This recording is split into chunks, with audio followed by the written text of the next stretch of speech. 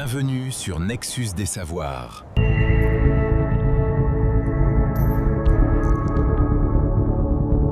Imaginez la scène. Vous êtes assis à votre bureau, devant vous un dossier, un projet, une tâche importante. Quelque chose que vous savez devoir faire. Pas demain, pas la semaine prochaine, maintenant. Et pourtant, vous ouvrez votre téléphone, vous vérifiez vos messages, vous regardez une vidéo, vous rangez un tiroir, vous allez vous faire un café. Bref, vous faites tout, sauf cette chose-là. Et le plus troublant, c'est que pendant tout ce temps, une petite voix en vous répète « Tu devrais t'y mettre. Tu le sais, alors pourquoi tu ne le fais pas ?» Pendant longtemps, on a appelé ça de la paresse. On a dit que c'était un manque de discipline, un manque de volonté, parfois même un problème de gestion du temps. Mais la vérité est beaucoup plus troublante que ça, et en même temps, beaucoup plus libératrice. Car ce que la recherche en psychologie et en neurosciences a mis en évidence ces dernières années, c'est que la procrastination n'est pas simplement un défaut de caractère. Et ce que la philosophie avait pressenti bien avant les scanners cérébraux éclaire ce phénomène d'une manière saisissante. Aujourd'hui, je vais vous montrer ce qui se passe réellement dans votre cerveau quand vous procrastinez. Et je vais vous montrer pourquoi Kierkegaard, philosophe danois du 19e siècle, avait peut-être compris l'essentiel bien avant la science contemporaine.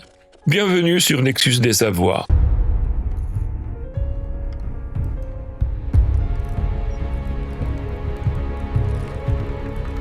Commençons par une question simple.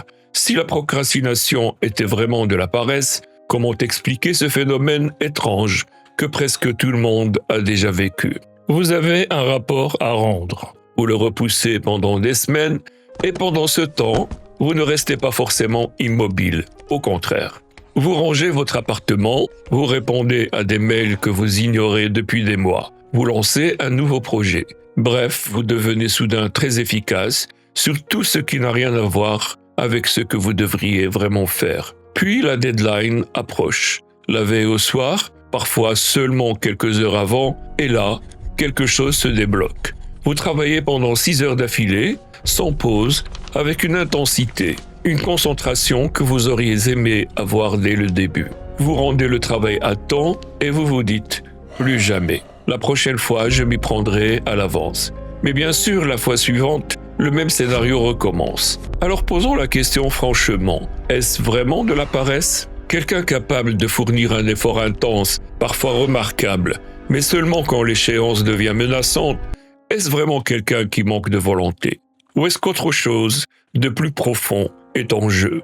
C'est précisément la question qu'a explorée Timothy Psychill, professeur de psychologie à l'université Carleton, au Canada, qui étudie la procrastination depuis plus de 25 ans. Et la conclusion à laquelle il est arrivé change profondément notre manière de comprendre ce phénomène. Écoutez bien cette phrase, parce qu'elle renverse presque tout ce qu'on nous a appris. La procrastination n'est pas un problème de gestion du temps, c'est un problème de gestion des émotions. Je le répète, parce que c'est vraiment le cœur du problème. Ce n'est pas que vous ne savez pas organiser votre journée, ce n'est pas que votre agenda est mauvais, ce n'est pas que vous manquez d'outils. Quand vous pensez à cette tâche, ce rapport, cet appel difficile, ce projet important, quelque chose de désagréable se lève en vous, de l'anxiété, de l'ennui, de la frustration, la peur d'échouer, parfois même une forme de dégoût diffus, difficile à nommer. Et face à cette émotion, votre cerveau fait ce qu'il sait très bien faire. Il cherche un soulagement immédiat. Il vous pousse vers autre chose, n'importe quoi, du moment que cela atténue même un peu le malaise. Autrement dit, vous ne fuyez pas vraiment la tâche, vous fuyez l'émotion que cette tâche provoque en vous. C'est ce que Timothy Psychill et Fushia Sirois ont décrit comme une forme de réparation d'humeur à court terme. La procrastination agit comme un analgésique émotionnel. Elle soulage, mais elle soulage mal. Et surtout, elle ne soulage pas longtemps. Pendant quelques minutes, vous vous sentez mieux, puis la culpabilité arrive. Et avec elle, un malaise encore plus lourd que celui que vous cherchiez à éviter au départ. Alors vous fuyez de nouveau, et chaque fuite prépare la suivante. C'est ainsi que le cercle vicieux s'installe. Un peu de soulagement, puis davantage de culpabilité, puis davantage d'évitement. Et ce mécanisme peut durer des jours, des semaines, parfois des mois. Les recherches récentes montrent que la procrastination est liée de façon significative à la dépression, à l'anxiété et au stress. Autrement dit, ce n'est pas une simple mauvaise habitude, c'est un phénomène qui peut réellement peser sur la santé psychologique. Chez les adultes, on estime qu'environ 1 personne sur 5 souffre de procrastination chronique. Chez les étudiants, certaines études montrent qu'ils peuvent passer jusqu'à 1/3 de leur temps éveillés à éviter activement ce qu'ils savent devoir faire. 1/3, plus de 5 heures par jour passées non pas à se reposer, mais à contourner ce qui devrait être affronté. Et c'est ici qu'une idée devient particulièrement éclairante. Roman Gelperin, dans un livre très lucide sur la motivation, propose une notion utile pour comprendre ce mécanisme. Il parle d'un inconscient du plaisir. L'expression peut sembler étrange, mais l'idée, elle, est très simple. Au fond de nous, il existe un mécanisme très ancien, très élémentaire, qui ne résonne ni en forme de sens, ni en termes de valeur, ni en termes de long terme. Il réagit surtout à une chose, chercher ce qui soulage et éviter ce qui fait mal. Une part de nous fonctionne donc selon une logique binaire, agréable ou désagréable, approcher ou éviter. Et cette logique influence une immense partie de nos comportements, souvent sans que nous en ayons vraiment conscience. Quand vous procrastinez, ce n'est pas votre partie la plus réfléchie qui décide calmement de remettre la tâche à plus tard. C'est ce mécanisme plus archaïque qui évalue, en une fraction de seconde, que l'émotion désagréable liée à la tâche coûte plus cher, ici et maintenant, que le bénéfice futur de l'avoir accompli. Alors il vous détourne, presque automatiquement, comme s'il cherchait la sortie la moins douloureuse, même si au fond, cette route ne vous mène nulle part. Mais alors une question se pose. Si ce mécanisme est si puissant, pourquoi tout change-t-il à la dernière minute ? La réponse tient en un mot, l'anxiété. Tant que la deadline est lointaine, le déplaisir associé à la tâche paraît plus fort que le danger de ne pas la faire. Alors le cerveau évite. Mais quand l'échéance devient imminente, l'équation change brutalement. La peur de l'échec monte, la peur des conséquences monte, la peur d'être jugé, de perdre le contrôle, devient plus forte que la version initiale pour la tâche. Et à partir de ce moment-là, le cerveau recalcule. Soudain, l'option la moins pénible n'est plus d'éviter, c'est d'agir. Ce n'est pas nécessairement la volonté qui reprend le dessus, c'est souvent l'angoisse qui a simplement renversé la balance. Et c'est précisément ce basculement que les neurosciences ont commencé à observer. Acte 2. Ce que voit le scanner. Nous avons donc compris une chose essentielle. La procrastination est en grande partie un drame émotionnel. Mais que se passe-t-il concrètement dans le cerveau quand ce drame se joue ? Pour répondre à cette question, il faut comprendre un mécanisme central, ce que les chercheurs appellent l'escompte temporel. L'idée est simple. Votre cerveau n'accorde pas la même valeur à une récompense proche et à une récompense lointaine. 100 € maintenant paraissent souvent plus attirants que 120 € dans un mois. Rationnellement, cela n'a pas beaucoup de sens, mais psychologiquement, cela en a énormément. Pourquoi ? Parce qu'une partie de votre cerveau sait attendre, calculer, planifier. Mais une autre partie, plus impulsive, plus rapide, plus ancienne, veut le bénéfice tout de suite. Le soulagement maintenant, le confort maintenant. Et c'est là que la procrastination commence à prendre racine. Quand une tâche est pénible aujourd'hui, mais bénéfique plus tard, votre cerveau a tendance à sous-évaluer ce bénéfice futur. Il le traite comme quelque chose de lointain, de flou, presque d'irréel, alors que l'inconfort présent, lui, est immédiat, tangible, vivant. Piers Steel, l'un des grands chercheurs sur la procrastination, a proposé une formulation devenue célèbre, la théorie de la motivation temporelle. En substance, notre motivation dépend notamment de 4 éléments. La valeur que nous donnons à l'objectif, nos chances perçues de réussir, notre impulsivité et le délai avant la récompense. Et plus cette récompense est lointaine, plus la motivation a tendance à s'effondrer. Autrement dit, la procrastination n'est pas un mystère insondable, c'est en partie le résultat prévisible de la manière dont notre cerveau traite le temps, l'effort et la récompense. Mais les neurosciences récentes sont allées encore plus loin. Elles montrent que la procrastination n'est pas un seul et même phénomène. Sous un même mot, nous mélangeons en réalité plusieurs comportements très différents. Parfois, on commence trop tard, parfois on abandonne en cours de route, parfois on sous-estime le temps nécessaire. Parfois encore, on évite simplement de se confronter à un résultat qui pourrait blesser notre ego. Shai Tchebolu, au Max Planck Institute, a proposé un cadre particulièrement éclairant. Ce que nous appelons procrastination n'est pas un bloc unique, mais une famille de comportements distincts. Autrement dit, donner le même conseil à tout le monde n'a pas beaucoup de sens.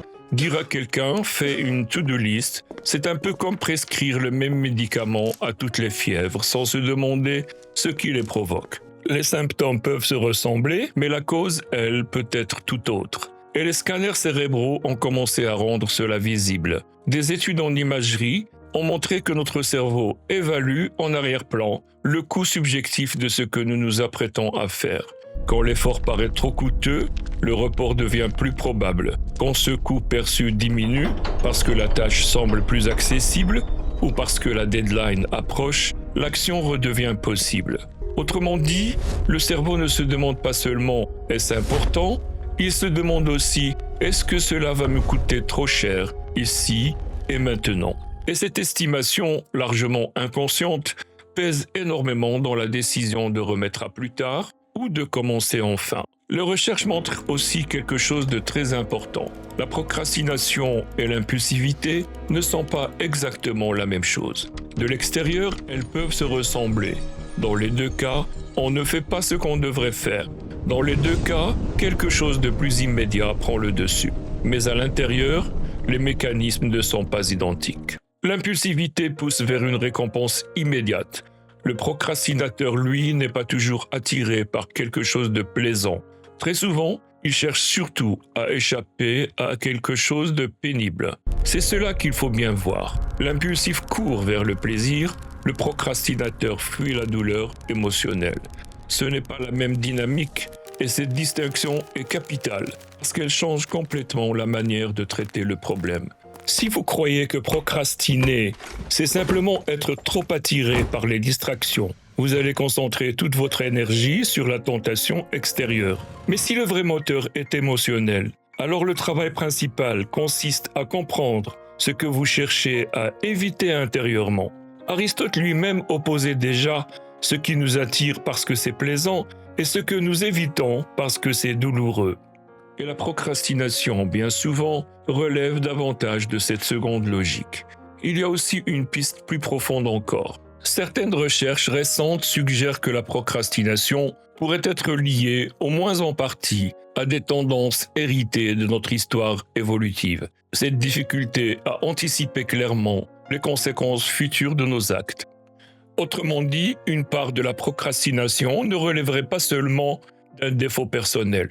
Elle pourrait aussi s'enraciner dans une logique plus ancienne, celle d'un cerveau davantage préparé à réagir vite, dans l'immédiat, qu'à investir patiemment dans un futur lointain. C'est une idée vertigineuse. La procrastination n'est peut-être pas une anomalie.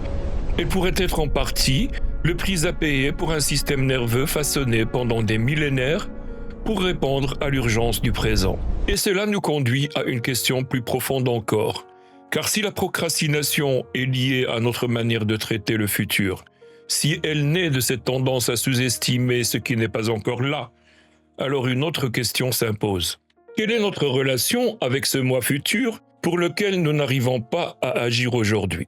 Pourquoi traitons-nous parfois notre avenir comme s'il concernait quelqu'un d'autre ? C'est à cet endroit précis que la philosophie devient indispensable. Parce qu'elle ne regarde pas seulement les mécanismes, elle interroge le sens de notre rapport au temps, à nous-mêmes et à notre propre existence.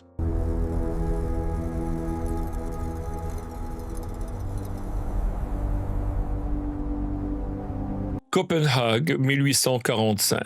Un philosophe danois de 32 ans, Søren Kierkegaard, écrit un texte singulier, grave, presque brûlant. Ce n'est pas un traité universitaire, c'est une méditation adressée à l'existence elle-même. Et la question qu'il pose résonne d'une manière troublante avec tout ce que nous venons de voir. Pourquoi remettons-nous à plus tard ce qui engage véritablement notre vie? Kierkegaard ne parle pas ici d'un simple dossier en retard. Il parle de cette procrastination morale et existentielle qui nous fait différer les choix les plus décisifs. Le choix de vivre selon nos valeurs, le choix de quitter ce qui nous détruit, le choix de devenir enfin ce que nous savons devoir devenir. Et sa réponse est d'une radicalité rare. Le vrai remède à cette forme de procrastination commence lorsque l'être humain cesse de vivre comme si le temps lui était dû. Lorsque la mort n'est plus une idée abstraite, mais une réalité intime, certaine, personnelle. Ma mort, votre mort. Le fait simple et vertigineux qu'à un moment incertain, tout s'interrompra. Kierkegaard appelle cela l'alvorlighet. On traduit souvent ce mot par sérieux, gravité. Mais le mot dit plus que cela. Il désigne une gravité intérieure. Le moment où l'on comprend, non pas seulement avec l'intellect, mais presque dans sa chair, que le temps est fini, que chaque jour perdu est réellement perdu, que demain n'est pas une extension garantie d'aujourd'hui. Et selon Kierkegaard, celui qui a véritablement laissé cette vérité entrer en lui ne procrastine plus de la même manière. Non pas parce qu'il serait soudain devenu discipliné, au sens banal du terme, mais parce que chaque instant a changé de poids. Chaque moment porte désormais une gravité qui rend le report presque absurde. Vous voyez à quel point cela rejoint ce que nous disent les neurosciences. L'escompte temporel, cette tendance du cerveau à dévaluer le futur, ressemble ici à la traduction biologique d'un même phénomène plus profond, notre difficulté à vivre réellement sous le signe de la finitude. Nous procrastinons parce que d'une certaine manière, nous vivons comme si le temps était extensible, comme si demain nous attendait patiemment, comme si nous pouvions toujours remettre à plus tard ce qui compte vraiment. Et c'est précisément là que Kierkegaard frappe avec le plus de force. Ce demain auquel nous nous accrochons n'a rien d'une promesse, il n'est pas une prolongation garantie d'aujourd'hui. Très souvent, demain n'est qu'un refuge mental, un mot commode, une manière de ne pas affronter ce qui nous est demandé ici, dans ce moment précis. Car au fond, la question n'est pas seulement « pourquoi est-ce que je reporte cette tâche ?» La vraie question est peut-être « pourquoi est-ce que je vis comme si j'avais tout le temps du monde ?» Et c'est là que la procrastination cesse d'apparaître comme un simple défaut d'organisation. Elle devient un rapport faussé au temps lui-même, un rapport dans lequel maintenant perd sa force et où plus tard devient une cachette. Mais Kierkegaard n'est pas le seul à éclairer ce phénomène. Martin Heidegger, dans Être et temps, publié en 1927, décrit lui aussi quelque chose qui devrait nous sembler étrangement familier. La tendance humaine à se perdre dans le quotidien, à se laisser absorber par les tâches, les habitudes, les distractions, les urgences secondaires. Pour lui, ce n'est pas un accident, c'est une structure profonde de notre existence. Nous avons une tendance constante à fuir ce qui nous mettrait réellement en face de nous-mêmes. Et comment fuyons-nous? En nous dispersant dans l'immédiat, en restant occupés pour éviter d'être véritablement engagés. La procrastination n'apparaît alors plus comme un petit travers pratique, elle devient une manière quotidienne de se détourner de ses propres possibilités. Heidegger donne à cela un nom. L'affaire Fahrenheit qu'on traduit souvent par la chute ou la déchéance. C'est le fait de se laisser entraîner par le courant du quotidien au lieu de choisir véritablement sa propre direction.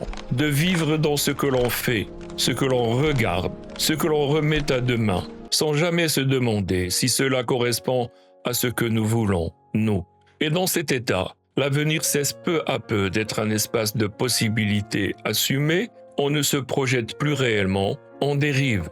Trois traditions qui semblaient éloignées les unes des autres, les neurosciences, la psychologie clinique et la philosophie existentielle, convergent pourtant vers une même structure. Toutes décrivent avec leur langage propre un même phénomène. La procrastination comme un trouble du rapport au temps. Elle naît d'une fracture entre celui qui agit maintenant et celui qui devra vivre plus tard avec les conséquences de cette inaction. On peut décrire cette fracture en termes de connectivité cérébrale. On peut la décrire en termes de régulation émotionnelle. On peut la décrire en termes d'authenticité existentielle. Mais au fond, c'est bien le même phénomène qui apparaît, simplement vu sous 3 angles différents. Acte 4. Ce que la philosophie dit aux neurosciences. Alors, qu'est-ce que tout cela change concrètement? D'abord, cela change le regard que vous portez sur vous-même. Si vous procrastinez de manière chronique, il faut entendre ceci. Vous n'êtes pas paresseux, vous n'êtes pas faible, vous n'êtes pas défaillant. Vous êtes un être humain doté d'un cerveau façonné pendant des millions d'années pour privilégier l'immédiat et plonger dans un monde qui exige exactement l'inverse. Un monde qui vous demande d'anticiper, de planifier, de renoncer à un confort présent pour un bénéfice lointain. Autrement dit, vous vivez dans une tension permanente entre une biologie tournée vers le maintenant et une civilisation qui exige le long terme. Ensuite, cela change la stratégie. Si la procrastination est fondamentalement un problème émotionnel, alors les solutions ne peuvent pas être seulement organisationnelles. Pas seulement des listes, pas seulement des applications, pas seulement des systèmes de productivité. Le vrai travail consiste à apprendre à accueillir les émotions désagréables au lieu de leur obéir, à rendre le moi futur plus réel, plus proche, plus vivant, à reconstruire un lien entre celui que vous êtes aujourd'hui et celui que vous serez demain. Et enfin, et c'est peut-être le plus important, cela redonne à la procrastination la gravité qu'elle mérite. Kierkegaard avait raison, la procrastination n'est pas un simple détail pratique, c'est une question existentielle. Chaque acte reporté est une part de soi laissée en suspens. Chaque demain peut devenir l'aveu discret que nous ne sommes pas encore prêts à devenir pleinement ce que nous pourrions être. Et pendant ce temps, la vie continue. Cette vie fragile, finie, irréversible. Sénèque écrivait « Ce n'est pas que nous ayons peu de temps, mais que nous en perdons beaucoup ». Peut-être que le vrai travail ne consiste pas à vaincre la procrastination comme on combattait un ennemi extérieur. Peut-être que le vrai travail consiste plutôt à réparer en nous ce lien brisé avec le temps, à ne plus regarder notre moi futur comme un étranger, mais comme l'être le plus proche que nous ayons, puisque c'est lui, inévitablement, que nous deviendrons. Dans la prochaine vidéo, nous passerons de la compréhension à l'action. Je vous montrerai les leviers que la science valide réellement pour sortir du cercle de la procrastination. Et je vous le promets, ce ne seront ni des slogans, ni des recettes toutes faites, mais des outils fondés sur tout ce que nous avons compris aujourd'hui. En attendant, je vous laisse avec une question. Quand vous avez reporté quelque chose aujourd'hui, et il est probable que vous l'ayez fait, quelle émotion étiez-vous en train de fuir? Pas quelle tâche vous évitiez, quelle émotion? C'est peut-être là que tout commence. Je vous dis à très bientôt sur Nexus des Savoirs.